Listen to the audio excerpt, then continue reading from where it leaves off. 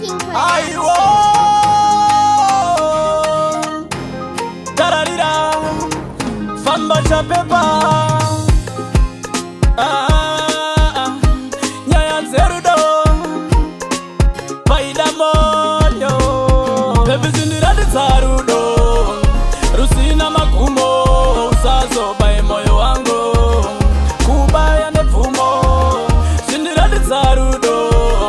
Rusina makumo Usazo bae moyo wangu Kubaya nefumo Nangarira paya tichidanana Chitsitso cherudo chatakatsitsirana Vemakuwa vachida kuparatanisa Veukama vachishora nekutukirira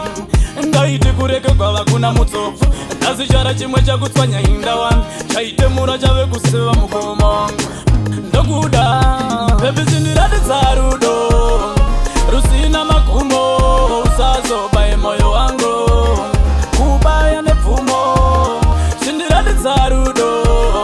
Rusina makumo Usazo bae moyo wangu Kubaya nepfumo Ini andipere kunge moto emapepa Nekuti ndinonguda nemoyo wese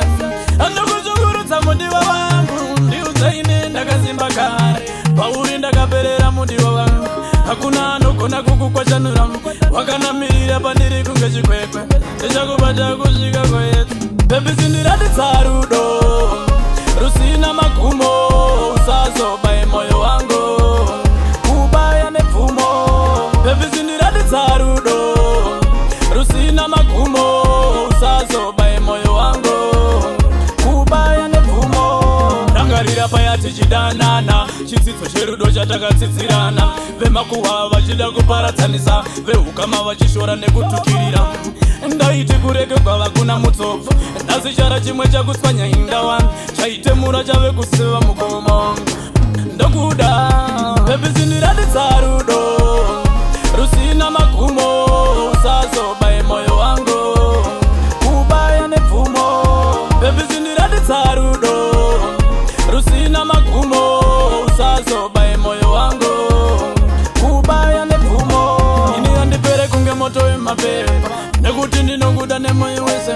Andokuzungurutsa mudiwa wangu Ndiuzaine ndakazimba kare Pauri ndakaperera mudiwa wangu Hakuna anogona kukukwashanura Wakanamirira pandiri kunge chikwekwe Ndichakubata kusvika kwetu Pepe zindiradi zarudo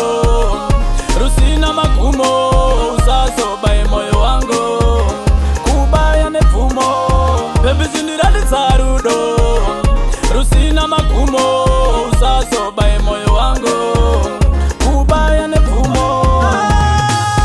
Profeti Chamela Nambaida Shinura iwa shinutsewa nava Vanoona kungetiri moto emapepa Yaman King Selassie Big up Fire King to the maximum.